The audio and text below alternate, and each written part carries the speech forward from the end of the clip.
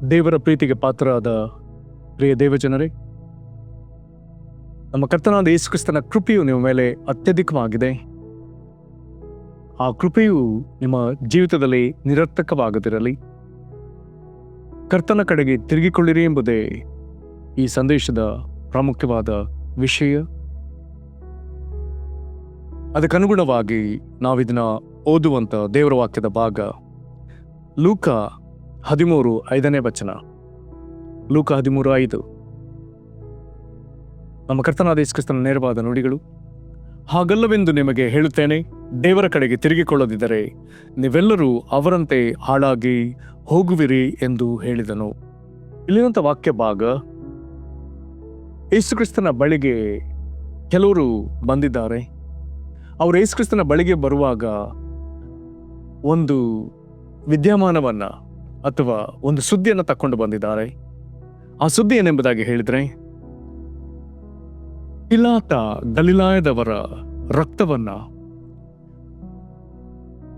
ಅವರು ಕೊಟ್ಟ ಬಲಿಗಳ ಜೊತೆಗೆ ಎಂಬಂತ ಸುದ್ದಿನ ಅವರು ತರ್ತಾರೆ. ಆಗ ಯೇಸು ಕ್ರಿಸ್ತನು ಅವರಿಗೆ ಹೀಗೆ ಮಾತನಾಡಿ ಹೇಳ್ತಾನೆ, ಆ ಗಲಿಲಾಯದವರು ಅಂತ ಕೊಲೆಯನ್ನು ಅನುಭವಿಸಿದ್ದರಿಂದ ಅವರನ್ನು ಎಲ್ಲಾ ಗಲಿಲಾಯದವರಿಗಿಂತ ಪಾಪಿಸ್ಟರೆಂದು ಭಾವಿಸುತ್ತೀರೋ ಹಾಗೆ ಭಾವಿಸಕೂಡದೆಂದು ನಿಮಗೆ ಹೇಳುತ್ತೇನೆ. ದೇವರ ಕಡೆಗೆ ತಿರುಗಿಕೊಳ್ಳದಿದ್ದರೆ ನೀವೆಲ್ಲರೂ 5ನೇ ವಚನದ ಹಾಗೆ ಈಗ 3ನೇ ವಚನ ಹೇಳ್ತದೆ, ಹಾಗೆ ಭಾವಿಸಕೂಡದೆಂದು ನಿಮಗೆ ಹೇಳುತ್ತೇನೆ, ದೇವರ ಕಡೆಗೆ ತಿರುಗಿಕೊಳ್ಳದಿದ್ದರೆ ನೀವೆಲ್ಲರೂ ಹಾಗೆಯೇ ಹಾಳಾಗಿ ಹೋಗುವಿರಿ. ಅದರ ಜೊತೆಗೆ ಈಗ ಯೇಸು ಕ್ರಿಸ್ತನು ಇನ್ನೊಂದು ಘಟನೆಯನ್ನ ಈತನ ಹೇಳ್ತಿದ್ದಾನೆ. ಇಲ್ಲವೇ ಸಿಲೋವಾಮಿನಲ್ಲಿ ಬುರುಜು ಬಿದ್ದು ಸತ್ತ 18 ಮಂದಿಯು ಯೆರೂಸಲೇಮಿನಲ್ಲಿ ವಾಸವಾಗಿರುವ ಎಲ್ಲಾ ಮನುಷ್ಯರಿಗಿಂತಲೂ ಅಪರಾಧಿಗಳೆಂದು ಭಾವಿಸುತ್ತೀರೋ? ಈಗ ಯೇಸು ಕ್ರಿಸ್ತನು 5ನೇ ವಚನದಲ್ಲಿ ಹೇಳ್ತಿದ್ದಾನೆ, ಹಾಗಲ್ಲವೆಂದು ನಿಮಗೆ ಹೇಳುತ್ತೇನೆ, ದೇವರ ಕಡೆಗೆ ತಿರುಗಿಕೊಳ್ಳದಿದ್ದರೆ ನೀವೆಲ್ಲರೂ ಅವರಂತೆ ಹಾಳಾಗಿ ಹೋಗುವಿರೆಂದು ಹೇಳಿದನು. ಕರ್ತನಲ್ಲಿ ಪ್ರೀತಿಯುಳ್ಳ ದೇವಜನರೇ, ದೇವರ ಕಡೆಗೆ ತಿರುಗಿಕೊಂಡು ದೇವರ ಆಶ್ರಯವನ್ನ ಪಡೆದುಕೊಳ್ಳುವಂಥದ್ದು ಬಹಳ ಪ್ರಾಮುಖ್ಯವಾದ ವಿಷಯ. ನಾವು ಅಪೊಸ್ತಲರ ಕೃತ್ಯ 15ನೇ ಅಧ್ಯಾಯದ 40ನೇ ವಚನವನ್ನು ನೋಡುವಾಗ ಅಲ್ಲಿ ಒಂದು ಪ್ರಾಮುಖ್ಯವಾದ ವಿಷಯವಿದೆ. ಅಲ್ಲಿ ಹೀಗೆ ಬರ್ತದೆ, ಪೌಲನು ಸಿಲನನ್ನು ಆರಿಸಿಕೊಂಡು ಸಹೋದರರಿಂದ ಕರ್ತನ ಕೃಪಾಶ್ರಯಕ್ಕೆ ಒಪ್ಪಿಸಲ್ಪಟ್ಟವನಾಗಿ ಹೊರಟು. ಮತ್ತೊಮ್ಮೆ ಹೇಳ್ತಾನೆ, ಪೌಲನು ಸಿಲನನ್ನು ಆರಿಸಿಕೊಂಡು ಸಹೋದರರಿಂದ, ಇಲ್ಲಿ ಪ್ರಾಮುಖ್ಯವಾದ ಪದ, ಕರ್ತನ ಕೃಪಾಶ್ರಯಕ್ಕೆ ಒಪ್ಪಿಸಲ್ಪಟ್ಟವನಾಗಿ ಹೊರಟು. ಪೌಲ ಈಗ ತನ್ನ 2ನೇ ಮಿಷನರಿ ಪ್ರಯಾಣಕ್ಕೆ ಮುಂದಾಗಿದ್ದಾನೆ. ಈಗ ಆತನ ಜೊತೆ ಸಿಲನಿದ್ದಾನೆ. ಇವರೀಗ ಹೊರಡಬೇಕು. ಆದರೆ ಆತನು ಬಹಳ ಪ್ರಜ್ಞಾವಂತನಾಗಿ ಅಲ್ಲಿದ್ದ ಸಭೆಯ ಸಹೋದರರಿಂದ ಆತನು ಪ್ರಾರ್ಥನೆ ಮಾಡಿಸಿಕೊಳ್ತಿದ್ದಾನೆ. ಒಂದು ವೇಳೆ ಆ ಸಭೆಯವರೆಲ್ಲರೂ ಸುತ್ತಲೂ ನಿಂತಿದ್ದಾರೆ, ಪೌಲ ಸೀಲ ಒಂದು ವೇಳೆ ಅವರ ನಡುವೆ ಮೊಣಕಾಲಾಕಿರ್ಲಿಕ್ಕೂ ಸಾಧ್ಯ, ಅಥವಾ ಸಭೆಯವರು ಒಂದು ವೇಳೆ ಮೊಣಕಾಲು ಹಾಕಿರ್ಲಿಕ್ಕೆ ಸಾಧ್ಯ. ಅವರೆಲ್ಲರೂ ಪೌಲ ಸೀಲರನ್ನ ಆಶೀರ್ವದಿಸಿ ಪ್ರಾರ್ಥಿಸ್ತಿದ್ದಾರೆ. ಕಾರಣ ಇವರು ತಮಗೆ ಗೊತ್ತಿಲ್ಲದ ಎಲ್ಲೆಗಳೊಳಗೆ ದೇಶಗಳಿಗೆ ಅವರು ಹೋಗ್ಲಿಕ್ಕಿದ್ದಾರೆ. ತಮಗೆ ಗೊತ್ತಿಲ್ಲದ ಭಾಷೆಯವರ ಮಧ್ಯೆ ಹೋಗ್ಲಿಕ್ಕಿದ್ದಾರೆ. ತಮಗೆ ಅರಿವಿಲ್ಲದ ಸಂಸ್ಕೃತಿಗಳ ನಡುವೆ ಅವರು ಹೋಗ್ಲಿಕ್ಕಿದ್ದಾರೆ. ಹೋದಲ್ಲಿ ಅವರು ಸುವಾರ್ತೆಯನ್ನು ಸಾರಲಿಕ್ಕಿದ್ದಾರೆ. ಹಾಗಾದ್ರೆ ಆಯಾ ಜನರಿಗೆ ಬೇಕಾದ ವಾಕ್ಯವು ಅವರಿಗೆ ಒದಗಿ ಬರಬೇಕು. ಅವರು ಸೇವಿಸುವ ಆಹಾರ ಅವರಿಗೆ, ಅವರ ದೇಹಕ್ಕೆ ಒಗ್ಗುವಂಥದ್ದಾಗಿರಬೇಕು. ಅವರ ಪ್ರಯಾಣಕ್ಕೆ ಬೇಕಾದದೆಲ್ಲ ಒದಗಿ ಬರಬೇಕು. ಕಣ್ಣಿಗೆ ಇವರು ಗುರುತಿಸಲಾಗದ ಶತ್ರುಗಳ ನಡುವೆ ಇವರಿಗೆ ಸುರಕ್ಷತೆ ಬೇಕು. ವಿರೋಧಗಳು ಬರುವಾಗ ಅದರಲ್ಲಿ ದೇವರನ್ನ ತಪ್ಪಿಸಿ ಕಾಪಾಡಬೇಕು. ಹೀಗೆ ಹಲವು ವಿಧದಲ್ಲಿ ಇವರಿಗೆ ಬೇಕಾದದನ್ನ ದೇವರು ಒದಗಿಸುವಂತೆ ಎಲ್ಲವನ್ನ ಒಟ್ಟಾಗಿ ಸೇರಿಸಿ ಕರ್ತನ ಕೃಪಾಶ್ರಯ ಎಂಬುದಾಗಿ ಹೇಳ್ತಿದ್ದಾರೆ. ಹಾಗಾದ್ರೆ ಯೋಬನ ವಿಷಯದಲ್ಲಿ ಸೈತಾನನು ಹೇಳಿದಾಗ ಅವನ ಸುತ್ತಮುತ್ತಲೂ ಬೇಲಿ, ದೇವರು ಯೋಬನ ಸುತ್ತಮುತ್ತಲೂ ಬೇಲಿ ಹಾಕಿದ್ದಾನೆ ಎಂಬುವಂತ ಮಾತು ಅಲ್ಲಿ ಬರೆಯಲ್ಪಟ್ಟದೆ. ಕರ್ತನಲ್ಲಿ ಪ್ರೀತಿಯುಳ್ಳ ದೇವಜನರೇ, ನಮಗೆ ಹೊಸ ಒಡಂಬಡಿಕೆಯಲ್ಲಿ ಕ್ರಿಸ್ತನ ಸಭೆಯೊಳಗಿರುವಂಥ ಅಭ್ಯಾಸ ಆದರೆ ನಮ್ಮ ಸುತ್ತಮುತ್ತಲೂ ನಮಗೊಂದು ಬೇಲಿ, ದೇವರು, ನಾವು ಪರಸ್ಪರ ಒಬ್ಬರಿಗೊಬ್ಬರು ಪ್ರಾರ್ಥಿಸಿಕೊಳ್ಳುವಂಥದ್ದು ಮತ್ತು ನಾವು ದೇವರ ಕೃಪೆಯಲ್ಲಿ ನಾವು ನಿಲ್ಲುವಂಥದ್ದು. ನಾನು ಕಾಲೇಜು ಓದುವಾಗ NCC ಕ್ಯಾಂಪ್ಗಾಗಿ ಒಂದು 2 ಬಸ್ NCC ಕ್ಯಾಡೆಟ್ಗಳು ನಾವು ಬಸ್ನಲ್ಲಿ ಪ್ರಯಾಣ ಮಾಡಿ ದಾವಣಗೆರೆ ಜಿಲ್ಲೆಯಲ್ಲಿರುವಂಥ ಕೊಂಡಜ್ಜಿ ಎನ್ನುವಂಥ ಕ್ಯಾಂಪ್ ಸೈಟ್ಗೆ ಹೋಗ್ತಾ ಇದ್ವಿ. ನಾವಿದ್ದ ಬಸ್ ಅದು ಹೋಗ್ತಿರುವಾಗ ಇದ್ದಕ್ಕಿದ್ದ ಹಾಗೆ ಕೊನೆಯ ಸೀಟ್ನಲ್ಲಿ ಒಂದು ಚೀರಾಟವಾಯಿತು. ಆ ಶಬ್ದಕ್ಕೆ ಮತ್ತು ಮಿಕ್ಕ ಸಹೋದರರು ಮಾಡಿದ ಆ ಒಂದು ಶಬ್ದಕ್ಕೆ ಬಸ್ಸನ್ನು ಕೂಡಲೇ ನಿಲ್ಲಿಸಲಾಯಿತು. ನಡೆದದ್ದೇನು? ಬಸ್ಸು ಹೋಗ್ತಿರುವಾಗ ಕೊನೆಯ ಸೀಟ್ನಲ್ಲಿ ಕುಳಿತಿದ್ದ NCC ಕ್ಯಾಡೆಟ್ ಒಬ್ಬ ತನ್ನ ಕೈಯನ್ನು ಆತನು ಕಿಟಕಿಯಿಂದ ಹೊರಗಿಟ್ಟಿದ್ದ. ಆದರೆ ನಮ್ಮ ಬಸ್ಸಿಗೆ ಎದುರಾಗಿ ಬಂದು ದಾಟಿ ಹೋಗ್ತಿದ್ದ ಇನ್ನೊಂದು ಬಸ್ ಆ ವೇಗದಲ್ಲಿ ಅವನ ಕೈಗೆ ತಾಕ್ತು. ಅವನ ತೋಳ ಸಮೀಪದಲ್ಲಿ ಎಲುಬು ಹಾಗೆ ಮುರಿದು ಹೋಯಿತು. ಅವನ ಇಡೀ ದೇಹಕ್ಕೆ ಏನೂ ಆಗಲಿಲ್ಲ. ಯಾವ ಭಾಗವನ್ನು ಹೊರಗಿಟ್ಟಿದ್ದನೋ ಆ ಭಾಗ ಬಾಧೆಯನ್ನು ಅನುಭವಿಸಿತು. ಒಂದು ವೇಳೆ ಅವನ ಕೈ ಬಸ್ನ ಒಳಗಿದ್ದಿದ್ರೆ ಈ ಒಂದು ದುರ್ಘಟನೆ ಸಂಭವಿಸ್ತಿರಲಿಲ್ಲ. ಹಾಗೆಯೇ ದೇವರು ನಮಗೆ ಯೇಸು ಕ್ರಿಸ್ತನಲ್ಲಿ ಕೊಟ್ಟ ಕೃಪಾಶ್ರಯವಿದೆ, ದೇವರ ಆಶ್ರಯವಿದೆ. ಅದರೊಳಗೆ ಇರುವಂಥದ್ದೇ ನಮಗಿರುವಂಥ ಒಂದು ದೊಡ್ಡ ಜವಾಬ್ದಾರಿ. ಇದನ್ನು ನಾವು ಕಾದುಕೊಳ್ಬೇಕಾಗ್ತದೆ. ಇದನ್ನು ಯೇಸು ಕ್ರಿಸ್ತನ ಈ ಮಾತನ್ನು ಹೇಳ್ತಾನೆ, ದೇವರ ಕಡೆಗೆ ತಿರುಗಿಕೊಳ್ಳುವುದೆಂಬುದಾಗಿ ಹೇಳ್ತಾನೆ. ಅದರರ್ಥ ದೇವರಿಗೆ ಅಭಿಮುಖರಾಗಿರುವಂಥದ್ದು, ದೇವರಿಗೆ ಬೆನ್ನು ಮಾಡಿರುವಂಥವರು, ಅಂದರೆ ಲೋಕಕ್ಕೆ ಮುಖ ಮಾಡಿ ದೇವರಿಗೆ ಬೆನ್ನು ತೋರಿರುವಂಥವರು ಈಗ ದೇವರ ಕಡೆಗೆ ತಿರುಗಿರಿ ಅನ್ನುವಂಥ ಮಾತನ್ನು ಆತನು ಹೇಳ್ತಿದ್ದಾನೆ. ಹಾಗೆ ತಿರುಗಿಕೊಳ್ಳದೆ ಹೋದರೆ ಯೇಸು ಕ್ರಿಸ್ತನ ಹೇಳ್ತಾನೆ, ನೀವೆಲ್ಲರೂ ಅವರಂತೆ ಹಾಳಾಗಿ ಹೋಗುವಿರಿ. ಇಟಲಿ ದೇಶದಲ್ಲಿ ಪಾಂಪೆ ಎನ್ನುವಂಥ ಒಂದು ಪಟ್ಟಣವಿದೆ. ಇದೊಂದು ಹಾಳೂರು. ಆದರೆ ಪ್ರಪಂಚದಾದ್ಯಂತ ಇರುವಂಥ ಅನೇಕ ಪ್ರವಾಸಿಗರು ಈ ಪಾಂಪೆ ಪಟ್ಟಣವನ್ನು ಸಂಧಿಸ್ತಾರೆ. ಇದಕ್ಕೆ ಒಂದು ದೊಡ್ಡ ಕಾರಣ, ಹೆಚ್ಚು ಕಡಿಮೆ ರೋಮನ್ರ ಆಳ್ವಿಕಿದ್ದಂಥ ಕಾಲ, 1 ಅಥವಾ 2ನೇ ಶತಮಾನದ ಕಾಲದಲ್ಲಿ ಈ ಪಾಂಪೆ ಪಟ್ಟಣದ ಪಕ್ಕದಲ್ಲೇ ಇದ್ದಂಥ ಒಂದು ಪರ್ವತ ಇದ್ದಕ್ಕಿದ್ದ ಹಾಗೆ ರಾತ್ರಿ ಅಗ್ನಿಯನ್ನು ಕಾರ್ತದೆ. ಅದರೊಳಗಿಂದ ಜ್ವಾಲಾಮುಖಿ ಎದ್ದೇಳ್ತದೆ. ಅದರ ನಿಮಿತ್ತವಾಗಿ ಬೆಟ್ಟದಿಂದ ಆ ಜ್ವಾಲಾಮುಖಿಯಿಂದ ಏರಿ ಬಂದಂಥ ಬೂದಿ, ಬಿಸಿ ಬಿಸಿ ಬೂದಿ ಇಡೀ ಪಟ್ಟಣವನ್ನೇ ಆವರಿಸ್ತದೆ. ಹೆಚ್ಚು ಕಡಿಮೆ ಪ್ರತಿ ಮನೆಯನ್ನು ಆವರಿಸ್ತದೆ. ಇದರ ನಿಮಿತ್ತ ಆದದ್ದೇನು? ಪ್ರತಿ ಮನೆ, ಅದರಲ್ಲಿ ಇದ್ದಂಥ ಎಲ್ಲಾ ಜೀವಿಗಳು, ಮನುಷ್ಯರು, ಪ್ರಾಣಿಗಳಾದಿಯಾಗಿ ಎಲ್ಲರೂ ಸತ್ತು ಹೋದ್ರು. ಬೂದಿ ಮುಚ್ಚಿ ಹೋಗಿ ಯಾರೊಬ್ಬರು ಬದುಕಲಿಕ್ಕೆ ಸಾಧ್ಯವಾಗಲಿಲ್ಲ. ಆದರೆ ಯಾಕೆ ಈ ಹಾಳೂರು, ಹೀಗೆ ಹಾಳಾದಂಥ ಊರು ಈಗ ಪ್ರವಾಸ ತಾಣವಾಗಿದೆ ಎಂಬುದಾಗಿ ಕೇಳಿದ್ರೆ ಇದಕ್ಕೆ ದೊಡ್ಡ ಉತ್ತರ, ನಂತರದ ದಿನಗಳಲ್ಲಿ ಆ ಬೂದಿಯನ್ನು ಸರಿಸಿ ಸರಿಸಿ ಸರಿಸಿ ಸರಿಸಿ ಅದನ್ನು ನೋಡುವಾಗ ಆ ಮನೆಗಳು ಅಲ್ಲಿ ಕಂಡವು. ನಂತರ ತಿರುಗಿ ಬೂದಿಯನ್ನು ತೆಗೆಯುವಾಗ ಆ ಮನೆಯೊಳಗೆ ಆ ಬೂದಿ ಮುಚ್ಚುವ ಸಂದರ್ಭದಲ್ಲಿ ಯಾರ್ಯಾರು ಅಸುನೀಗಿದ್ರು ಅವರೆಲ್ಲರ ದೇಹಗಳು ಹಾಗೆಯೇ ಬೂದಿ ಮುಚ್ಚಿದ ಸ್ಥಿತಿಯಲ್ಲಿ ಇದ್ದುದನ್ನು ಕಂಡು ಕಡೆಗೆ ಈಗ ಅದನ್ನು ಪ್ರವಾಸ ತಾಣವಾಗಿ ಮಾಡಿದ್ರು. ಇಂದಿಗೂ ಪ್ರವಾಸಿಗಳಲ್ಲಿ ಹೋದರೆ ಅಲ್ಲಿರುವಂಥ ಪ್ರತಿ ಮನೆಯನ್ನು ಸಂಧಿಸಿದ್ರೆ ಮಲಗಿದ್ದವರು ಮಲಗಿದ ಸ್ಥಿತಿಯಲ್ಲಿ, ಕೆಲವರ ಸಂದರ್ಭಕ್ಕೆ ಎದ್ದು ಆಚೆ ಹೋಗ್ಲಿಕ್ಕಾಗಿ ಅಂಬೆಗಾಲು ಹಾಕಿದ್ದಾರೆ, ಅವರು ಅಂಬೆಗಾಲು ಹಾಕಿದ ಸ್ಥಿತಿಯಲ್ಲೇ ಸತ್ತು ಹೋಗಿದ್ದಾರೆ. ಕುದುರೆ ಲಾಯಗಳಿಗೆ ಬಂದರೆ ಕುದುರೆಗಳು ನಿಂತ ಸ್ಥಿತಿಯಲ್ಲೇ, ಕುಳಿತ ಸ್ಥಿತಿಯಲ್ಲೇ, ಮಲಗಿದ ಸ್ಥಿತಿಯಲ್ಲೇ ಅವುಗಳು ಹಾಗೇ ಸತ್ತು ಹೋಗಿವೆ. ಆದರೆ ಎಲ್ಲವುಗಳ ಮೇಲೆ ಬೂದಿ ಆವರಿಸಿದೆ. ಆ ಬೂದಿಯನ್ನು ಅವರು ತೆಗೆದ ವಿಧದಲ್ಲಿ ಆಯಾ ಆಕಾರಗಳು ಕಾಣ್ತದೆ. ಮನುಷ್ಯನ ಮೇಲೆ ಬಿದ್ದದ್ದು ಮನುಷ್ಯನ ಆಕಾರವಾಗಿ ಕಾಣ್ತದೆ, ಕುದುರೆಗಳ ಮೇಲೆ ಬಿದ್ದದ್ದು ಕುದುರೆ ಆಕಾರದಲ್ಲಿ ಕಾಣ್ತದೆ. ಹಾಗಾದ್ರೆ ಅದೆಲ್ಲವನ್ನ ಹಾಗೆ ಉಳಿಸಿದ್ದಾರೆ. ಇದನ್ನು ನೋಡ್ಲಿಕ್ಕೆ ಜನ ಬರ್ತಾರೆ. ಆದರೆ ಯಾಕೆ ಸಂಭವ ನಡೀತು? ಇಲ್ಲಿ ಬರುವುದೇ ಪಿಲಾತನು ಗಲಿಲಾಯದವರ ರಕ್ತವನ್ನು ಅವರು ಬಲಿ ಕೊಟ್ಟ ರಕ್ತದೊಡನೆ ಬೆರೆಸಿದ. ಅಂದ್ರೆ ಆ ಪೊಂಪೆ ಪಟ್ಟಣ, ಆ ರೋಮ್ನ ಜನರು ಅವರೆಲ್ಲರೂ ಬಹಳ ಸಮೃದ್ಧರಾಗಿ, ಕೆಲವು ಪದವಿಗಳಲ್ಲಿದ್ದಂಥ ಜನರು, ಶ್ರೀಮಂತರು. ಆದರೆ ಇವರು ವಿಪರೀತ ಪಾಪದಲ್ಲಿ ಬಿದ್ದವರು.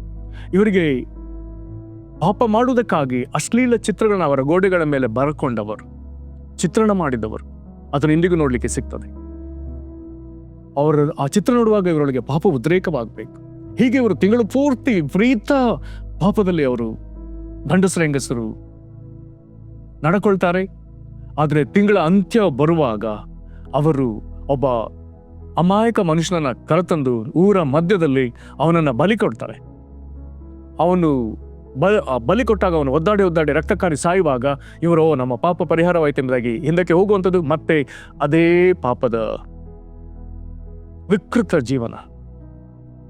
ಇದನ್ನು ಸಹಿಸದ ದೇವರು ಈ ಜನರು ದೇವರ ಕಡೆಗೆ ತಿರುಗಿಕೊಳ್ಳುವುದಕ್ಕೆ ಸ್ವಲ್ಪ ಮನಸ್ಸು ಕೊಡದೆ ಇದ್ದುದನ್ನು ಕಂಡ ದೇವರು ಈ ವಾಕ್ಯದ ಪ್ರಕಾರ ಅವರು ತಿರುಗಿಕೊಳ್ಳದೆ ಹೋದದ್ರಿಂದ ಅವರೆಲ್ಲರೂ ಹಾಳಾಗಿ ಹೋಗುವಂತೆ ಇದ್ದಕ್ಕಿದ್ದ ಹಾಗೆ ಅಗ್ನಿ ಪರ್ವತದ ಅಥವಾ ಜ್ವಾಲಾಮುಖಿ ಯಾವ ಸೂಚನೆ ಇಲ್ಲದೆ ಆ ಬೆಟ್ಟ ಬೆಂಕಿ ಕಾರುವಂತೆ ಮಾಡಿ ಅದರಿಂದ ಎದ್ದ ಬೂದಿ ಇಡೀ ಪಟ್ಟಣದ ಜನರನ್ನೇ ನಾಶ ಮಾಡಿತ್ತು.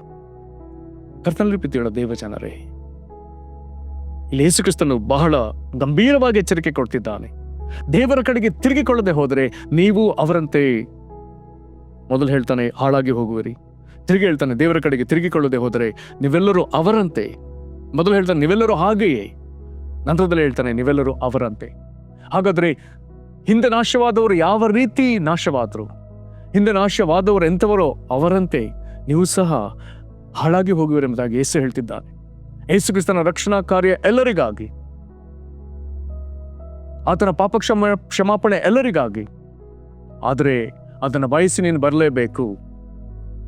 ಆತನು ರಕ್ಷಣಾ ಕಾರ್ಯವನ್ನು ಮಾಡಿದ ಮೇಲೆ, ಆತನ ಪಾಪ ಕ್ಷಮಿಸಿದ ಮೇಲೆ ಮತ್ತೆ ನಮ್ಗೆ ಯಾಕೆ ಹೀಗೆ ಶಿಕ್ಷೆ, ಇಂಥ ಬಂಡು ಪ್ರಶ್ನೆಗಳನ್ನ ಕೇಳುವಂತ ಅವಶ್ಯಕತೆ ಇಲ್ಲ. ಒಂದು ವೇಳೆ ಒಂದು ಮನೆಯಲ್ಲಿ 5 ಜನ ಮಕ್ಕಳಿದ್ದು ತಾಯಿ ಅಡಿಗೆ ಮಾಡಿದ್ರೆ ಎಲ್ಲರಿಗೂ ಅಡಿಗೆ, ಒಳ್ಳೆ ಮಗು ಕೆಟ್ಟ ಮಗು ಎಂಬುದಾಗಿ ತಾಯಿ ಭೇದ ಮಾಡಲಿಕ್ಕೆ ಸಾಧ್ಯವೇ ಇಲ್ಲ. ಎಲ್ಲರಿಗೂ ಅಮ್ಮ ಅಡಿಗೆ ಮಾಡಿಡ್ತಾರೆ. ಆದರೆ ಯಾವ ಮಗು ಹಸಿವೆ ಎಂಬುದಾಗಿ ತಾಯಿ ಬಳಿ ಬಂದು ಊಟಕ್ಕಾಗಿ ಅಂಗಲಾಚ್ತದೋ ಆ ಮಗುಗೆ ಕೂಡಲೇ ತಾಯಿ ಉಣಬಡಿಸ್ತಾಳೆ. ಅದರಂತೆಯೇ ರಕ್ಷಣಾ ಕಾರ್ಯವು ಎಲ್ಲರಿಗಾಗಿ.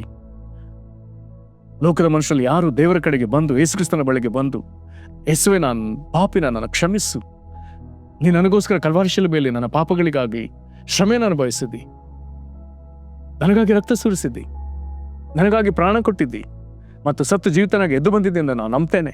ನೀನು ಸುರಿಸಿದ ರಕ್ತದಿಂದಲೇ ನನ್ನ ಪಾಪ ವಿಮೋಚನೆ ಎಂದು, ಅದೇ ರಕ್ತದಿಂದ ನೀನು ನನ್ನನ್ನು ನಿನಗೆ ಸ್ವಂತ ಮಗುವನ್ನಾಗಿ ಅಂಗೀಕರಿಸಿದಿಂದ ನಾನು ನಂಬ್ತೇನೆ.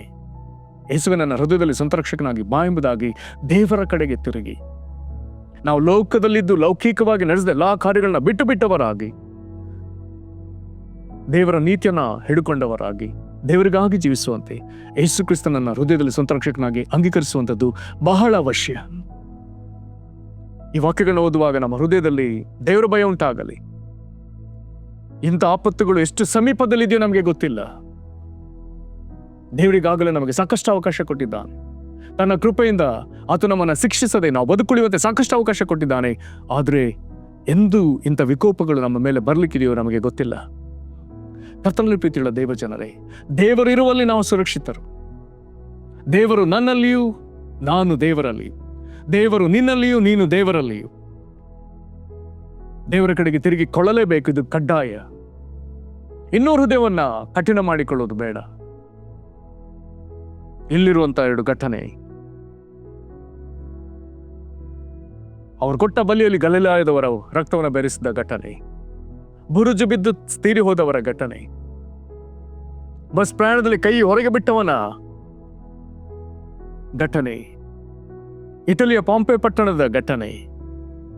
ದೇವರನ್ನ ಬಿಟ್ಟದರಿಂದಲೇ ತಾನೆ, ದೇವರ ಕಡೆಗೆ ತಿರುಗಿಕೊಳ್ಳದಿದ್ದದಕ್ಕೆ ತಾನೆ.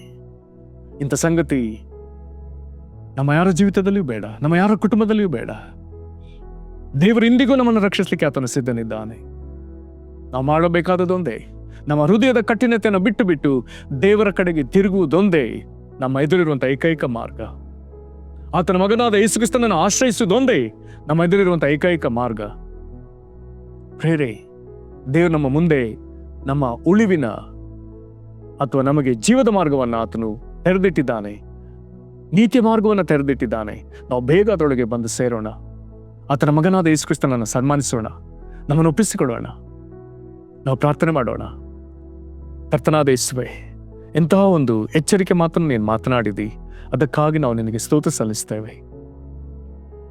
ದೇವರ ಕಡೆಗೆ ತಿರುಗಿಕೊಳ್ಳದೆ ಹೋದರೆ ನೀವೆಲ್ಲರೂ ಅವರಂತೆ ಹಾಳಾಗಿ ಹೋಗುವರೆಂಬುದಾಗಿ ಹೇಳಿದ್ದಿ. ದೇವರ ಅನೇಕ ಘಟನೆಗಳನ್ನ ತೋರಿಸಿಕೊಟ್ಟಿ. NCC ಕ್ಯಾಂಪಿಗೆ ಹೋಗ್ತಿದ್ದ ಆ ಬಸ್ನಲ್ಲಿ ಕೈ ಹೊರಗೆ ಬಿಟ್ಟವನ ಕೈ ಮುರಿದು ಹೋಯ್ತಲ್ಲ. ಅವನ ಶರೀರವು ಬಸ್ನೊಳಗಿದ್ದರಿಂದ ಅದು ಸುರಕ್ಷಿತವಾಗಿತ್ತು, ಆದರೆ ಹೊರಗೆ ಬಿಟ್ಟ ಕೈ ಮುರಿದು ಹೋಯ್ತಲ್ಲ. ದೇವರನ್ನು ಸ್ವಲ್ಪವೂ ಗೌರವಿಸಿದ ಇಟಲಿಯ ಪಾಂಪೆ ಪಟ್ಟಣ ಯಾವ ರೀತಿ ನಾಶವಾಯಿತೆಂಬುದನ್ನು, ಅದು ಹಾಳೂರಾಗಿ ಮಾರ್ಪಟ್ಟಿತೆಂಬುದನ್ನು ನಾವು ಗಮನಿಸೋದಕ್ಕೆ ಕೃಪೆ ಕೊಟ್ಟಿಯಲ್ಲ. ಕರ್ತನೆ, ಇಲ್ಲಿ ಬರೆದಂಥ 2 ಘಟನೆಗಳು, ವಾಕ್ಯದಲ್ಲಿ ಬರೆದ 2 ಘಟನೆಗಳು, ದೇವರ ಕಡೆಗೆ ತಿರುಗಿಕೊಳ್ಳದವರ ರಕ್ತವನ್ನು ಇತರ ಬಲಿಯೊಡನೆ ಬೆರೆಸಿದ ಸಂಗತಿ, ಬುರುಜು ಬಿದ್ದು ತೀರುವುದೇ 18 ಮಂದಿಯ ಸಂಗತಿ.